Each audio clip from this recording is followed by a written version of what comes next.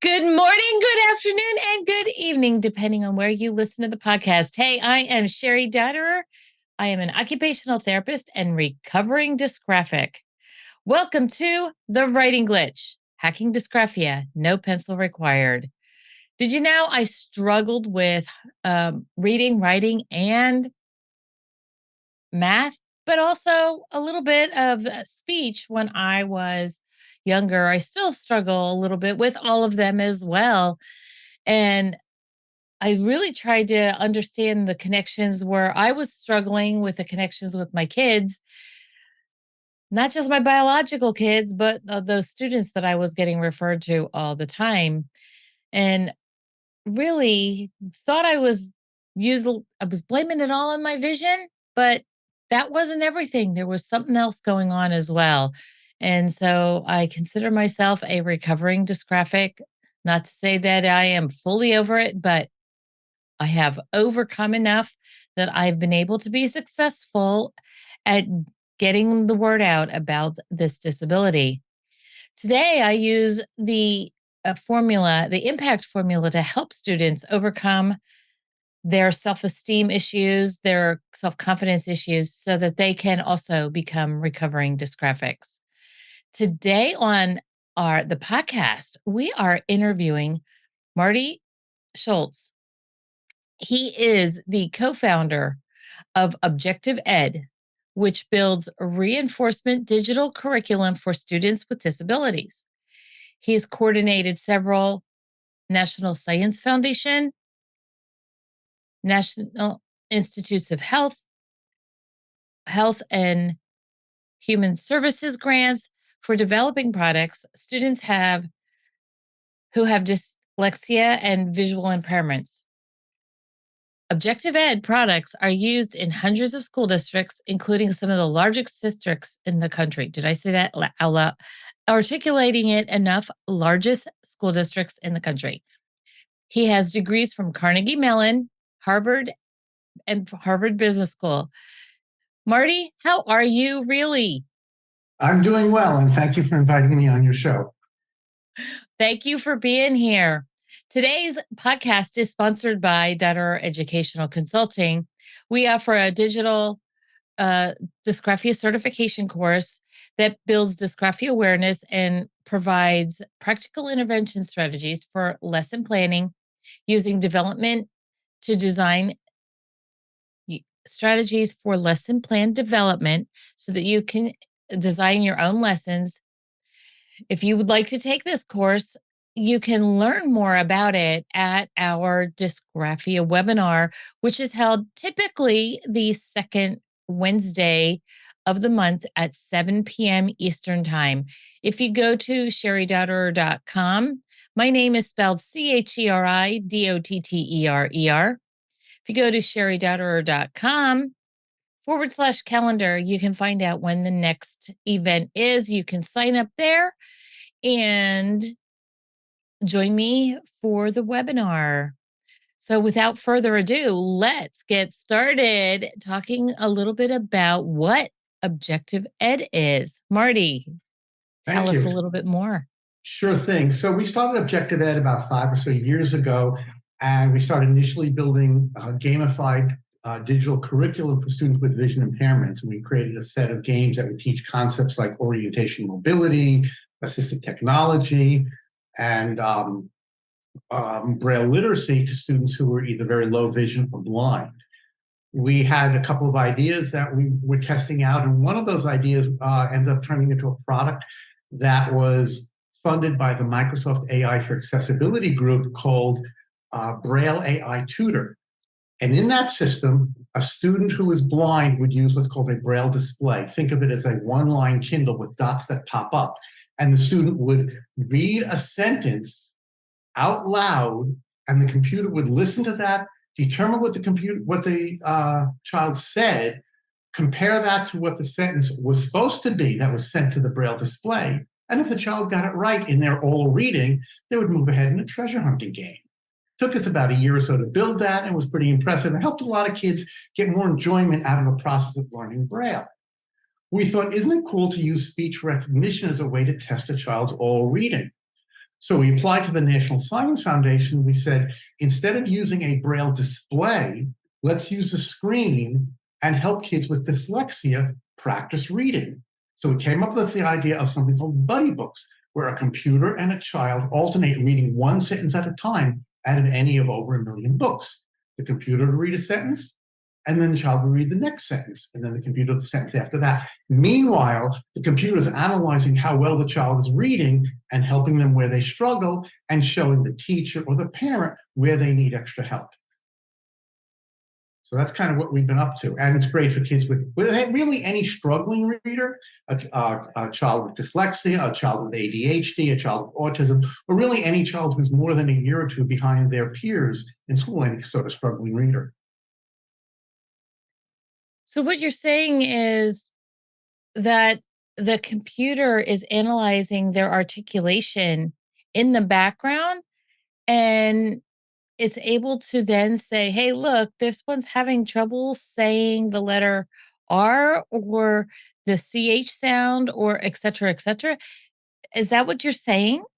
Well, that's actually what's going on the inside, but we want to keep it a very positive experience. So while the child is co-reading with the computer, we're not correcting the child, but we're catching those mistakes. And I'll describe in a little while what we do with those mistakes, but I thought it might be cool to watch. I can put up a video of actually a child buddy reading and using the product, so you can kind of get a feeling of what it's like. Would you like me to do that? That would be amazing. Yes, go ahead and do that. Okay, let me get this going. While you're working on getting that available, what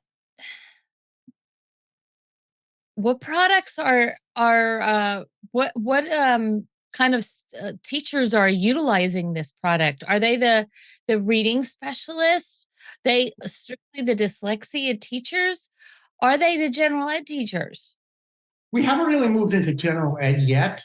But it's primarily teachers who provide tutoring or specialized services for children with dyslexia or other reading disabilities. But I think I got the video ready to go. Let me fire it up. Right. Make sure that it's set up so that the audio file can hear it well. So for those of you who are listening to the podcast, if you go over to my YouTube channel, Cheri Dotterer YouTube channel, you'll be able to see the video version here and see what Buddy Books. I said that wrong. Buddy Books looks like. I am not going to be looking at the screen, the camera for a moment, because I want to see what Buddy Books looks like. And so understand, I'm looking away from the camera for a moment. Okay, go ahead. Lila brought Juliet and Dagger, Pogue came with Arrow and Rufus, and soon Queen Selena and Lady Griffin joined them. Here we all are, Rolf said, rather glumly. The dogs played on the grass, and Lorcan joined them. Seely stayed within reach, ready to leap at his harness if he showed signs of trying to follow Lilith now. I think we'll be all right, Seely said. We can do this. We don't have much of a choice, Lila pointed out.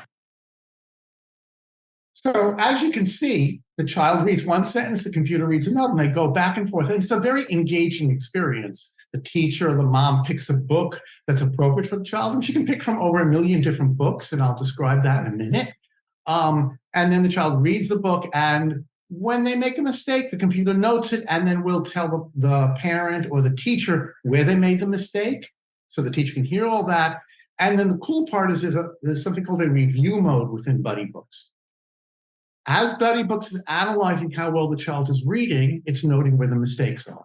It doesn't bring it up to the child because we want to keep it a positive experience, but we keep track of that. And then when the reading session starts the next day, the child is shown where they made mistakes and given a chance to improve.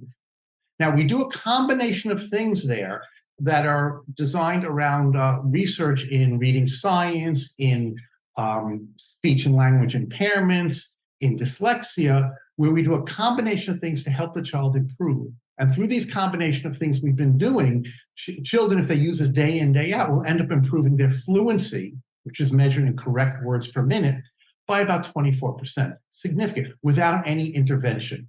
Now, if a child has severe dyslexia or other issues, they should work with a dyslexia expert. But in addition to working with a dyslexia tutor or specialist, the child needs to practice all reading every single day. The more they read, the more they'll get better. So in this review mode, the first thing we do is we find a passage that the child struggled with. Then we will model read the passage to the child. In other words, here's how the passage should sound.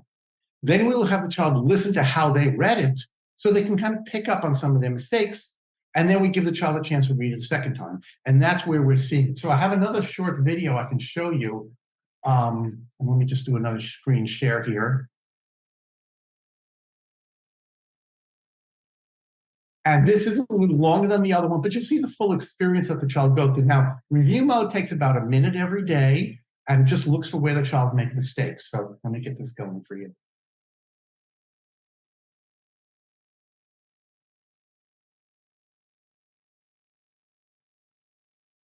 Let's review a few passages from your last session. I'll read it first. Lilith mounted his horse, and so did the soldiers who were guarding the party. The tax collectors hurried to get inside the coach. Seeley supposed this arrangement was better for everyone. The girls would help keep Lorcan under control, and the tax collectors wouldn't have to share the coach with 4 dogs. Now let's hear what you read. Lulath motioned his horse, and so did the soldiers who were guarding the party. Tax collectors hurried to get inside the coach. Seeley supposed his argument was better for everyone. The girls would help keep Lorcan under control. The tax collectors wouldn't have to share the coach with 4 dogs. Click on the ear symbol to listen again. When you're ready, click on the record button and try reading the passage again.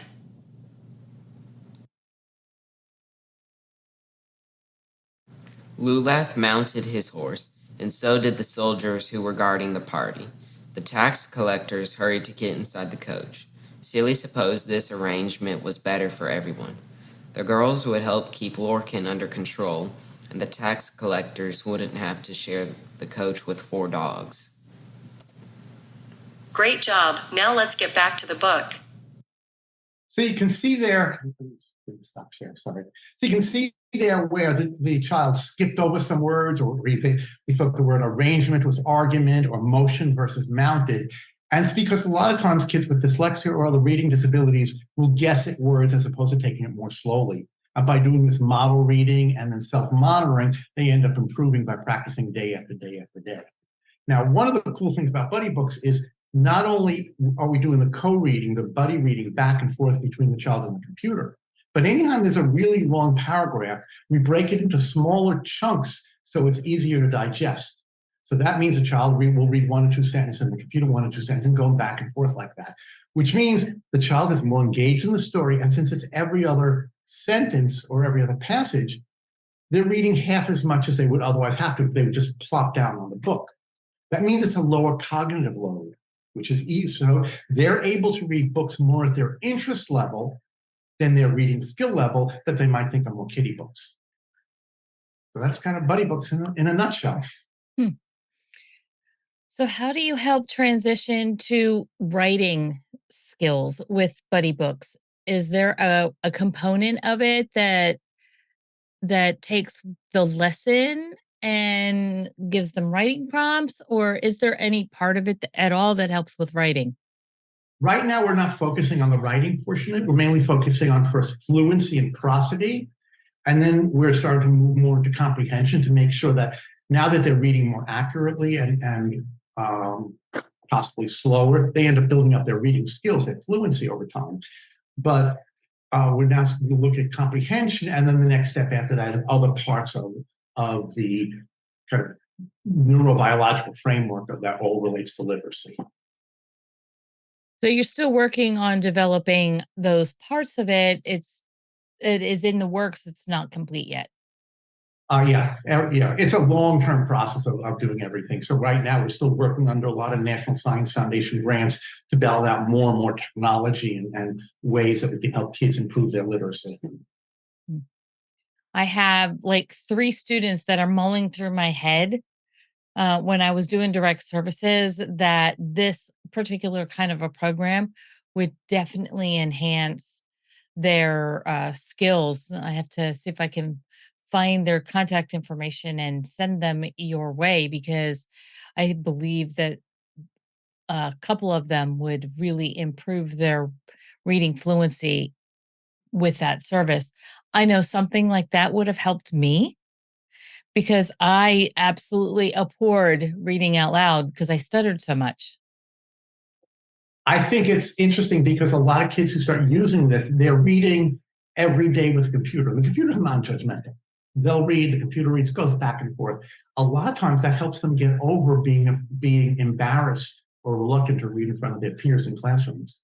I want to share one more, another video here. This is a mom who has been using buddy books for the past year. She has 4 kids. She happens to homeschool her kids. One of them had real symptoms of dyslexia.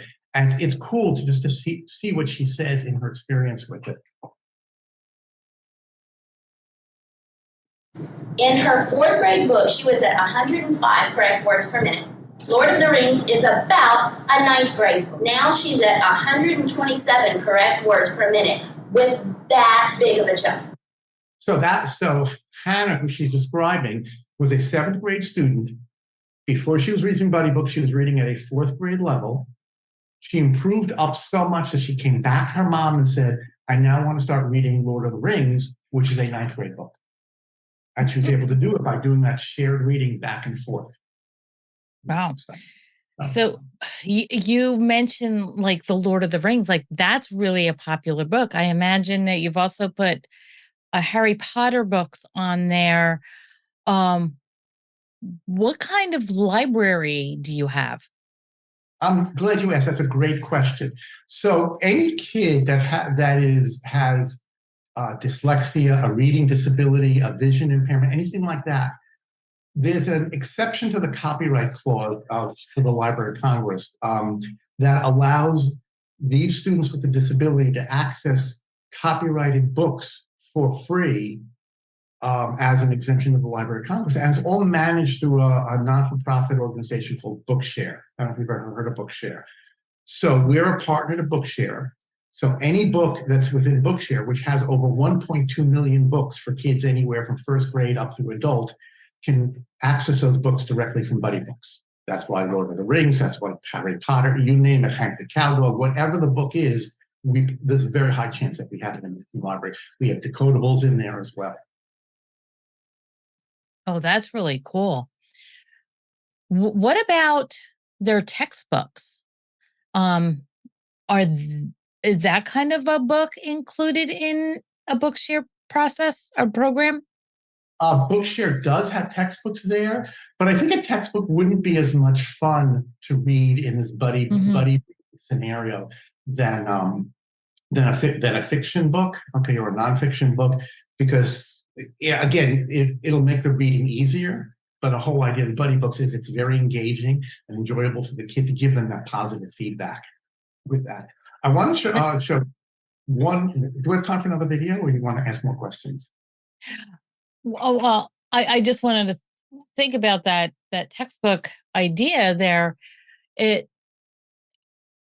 I know that, textbooks can get just very boring and dry for the kids. I'm wondering, even though it sounds like a boring thing, that it would help kids engage in the narrative context. Like I'm thinking those stories in a social studies book that are talking about the Pilgrims or something like that, and not necessarily the whole book, but the story part of the lesson might be beneficial.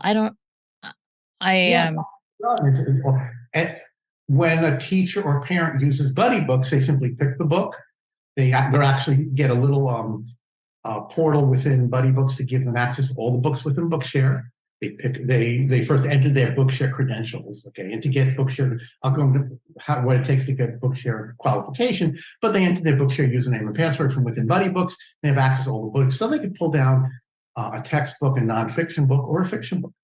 And the way you get Bookshare qualification is whether it's an IEP or some reading professional will say, yes, this student is a struggling reader for the following reasons. You send that piece of paper to Bookshare, they look at it, and then they send you a username and password to get in. Okay. All right. So you have to have some kind of qualification to get access to Bookshare. It's not like somebody who is homeschooling their child who suspects there might be some problem that can get access. They actually have to have a professional give them some kind of certificate that says that they should have access. Well, there are actually 3 ways they can get access. One way is if Okay. they have an IEP, and if a mom is homeschooling her kids, schools are still obligated to do that, to give it an analysis of that. A second way is to go to a local entity, find a local consultant to do that, a reading teacher or a local hospital do that. A third way is we made a partnership with Dr. Brock Eide. Now, Dr. Brock Eide wrote the book, The Dyslexic Advantage. And Dr. Eide has an app in the App Store that the kid takes about a 45-minute test, and it measures all sorts of neural circuitry of what's going on there, like comparing the name of an object to the picture of the object. How long does it take the child to do that in milliseconds? So it gives the child about 45 minutes worth of tests using this app on either an iPad or an Android or an iPhone, and then he'll give you an analysis of that. And that analysis is sufficient if Dr. Eide thinks the child has something that would give them access to Bookshare. He'll give them a piece of paper that Bookshare accepts, and they do that. And what we've done is we've formed a partnership with Dr. Eide where for $79.99, you can take this test. If Dr. Eide finds that the child does not have any sort of symptoms in there, you get your money back. If the child does have something, then you get a full report and access to those million books in Bookshare. Oh, that is amazing. Now, I'm thinking, of course, I think about how to do this, utilize this service, and I'm looking at writing. So for the moment, I'm just going to talk to the audience. So occupational therapist, if you have a kid who is struggling with reading and writing, and you get access to Bookshare, how I'm thinking that you could utilize this service is for copying purposes, or if you want to if there's I don't know if there is a question and answer, that writing prompt at the bottom, you could utilize some of those other strategies that I talk about in the Pocket Cast on how to record so that you can copy, dictate, or self-generate new material for the students. Mr. Schultz, when I do with my students with the Dysgraphia is I utilize the AI resource called Otter.ai, and I will record our conversation. So we might be answering the questions at the bottom section of some kind of reading document so that I can help get an idea of their reading comprehension. And then depending on what I want to do with that student from a writing perspective, I will take a look at the transcript and take out like 1 or 2 sentences out of our conversation and have them transcribe those. I might even have to go as far as writing the copy on the paper if they're doing a direct copy, or if they can utilize their iPad or the phone or the desktop so that they can see it and then they can copy it from there. Or if I am doing a dictation, I don't let them see the transcription, but I let them hear it and I have them transcribe the sentence. And if they have to self-generate a brand new sentence, we go back, we listen to it. Now, try to create a new sentence from what we've just done. So there's just an idea for you for the future is that 3 levels of writing to respond to a writing prompt. It can be copied, and you may even look at different kinds of handwriting paper that are out there when you get to that point. And there's a handwriting resource that I'm going to be interviewing her in a little while that I'd like to refer you to. And everybody that's listening to the audience, I am scheduling her interview soon. So you make sure that you listen to the podcast so that you know when Renee, let me pronounce it in the right, Casuto, comes on so that she can talk about her handwriting app. You guys would be a great connection for one another to help bridge the handwriting gap. I like that. So, yeah, I went off on a tangent there, but I thought it was very important for the occupational therapist to know that they can utilize this device as well as the reading teacher.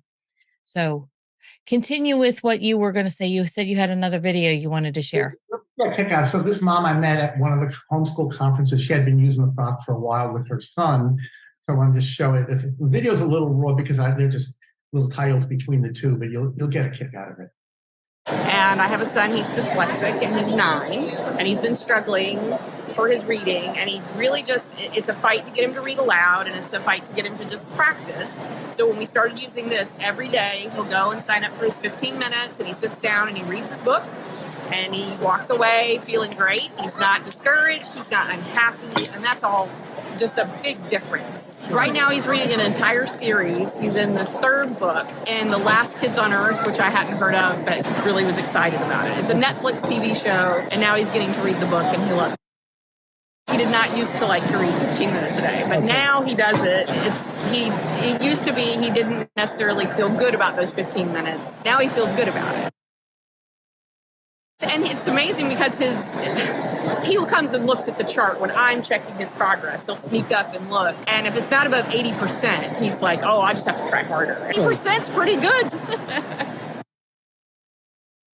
He's read 6 books since May. He was reading Peter Pan, but he decided it was a little too, the words were too old-timey, he said. So, and then we got Bookshare, and he was able to go in and pick from hundreds of books. I didn't really think, I thought it was just going to be like every other program, like for reading books. You know how sometimes you read along with an audiobook? I didn't really know what it did, but I started reading the first book and I actually liked it. Like I look at the individual sentence, I read that, move on to the next and do that continuously back to back. I don't have to constantly worry about reading all the time. Oh, he's adorable. Yeah. He's adorable. So I'm gonna stop it. Sorry. It's all right. Zoom sometimes gets. So my son loves the Percy Jackson series. My son loves the Percy Jackson series. Oop. How did that happen? How did that echo happen? Okay, now we're back. Okay, sorry about that. We had an echo going on there. Sorry about that. So my son loves the Percy Jackson series. And he doesn't have a reading issue, but I could see a kid like that little guy that you just shared getting very excited about the Percy Jackson series because I'm sure that's on Bookshare. Mm-hmm. It is. And some of the other series that particular author wrote. Yeah, this sounds exciting. And I can see long term that it can really become something very powerful to help from reading through writing and even help maybe kids with the narrative portions of lesson planning to help them read through the book themselves. Yeah, anytime you can share that with the computer. Kids love being with the computer and playing on them and having it interact with them. And as you heard at the beginning, the voice on the reading, even though that's a computer-based voice, sounds even better than Siri or Alexa does. So kids really like to read with that computer. One other thing I wanted to point out, when you were mentioning in recording what the child does in some of the dysgraphia you were doing, is One of the things that Buddy Books will do, as that mom was mentioning, is we show charts to the parent or the teacher exactly where the child's making mistakes and how much they're reading, but we also recording everything they're doing. So if the computer, say, scores the child when the teacher looking at it as they made certain mistakes, we actually let the teacher listen to the recordings of the child exactly how they read it. So instead of doing like a 1 minute or 5 minute cold read, all that information is always there that anyone can refer to. So the child doesn't feel like they're under pressure to do a cold read. You can just go back and listen to what they did 2 days ago and collect that. That's great. That's great. Wow. This has been fantastic learning about Buddy Books. Is there anything else that you'd like to share today? Well, if anyone, what I was going to do is provide a coupon code that if anyone wants to get it for home use and try it out, we have like a 2-week trial, and then it's $99 a year under a trial code that I'll announce here, which is TWG99. And I'll have that available by the time this is posted. TWG99. That's for the writing glitch. Love it. Well, the Writing Glitch podcast releases on the second and Tuesday of each month. So look for us on the second and fourth Tuesday. Please write a review for this podcast. Let Mr. Schultz know how you enjoy Buddy Books. Make sure you subscribe. You can listen to the podcast on our website at thewritingglitch.com or on your favorite podcast provider.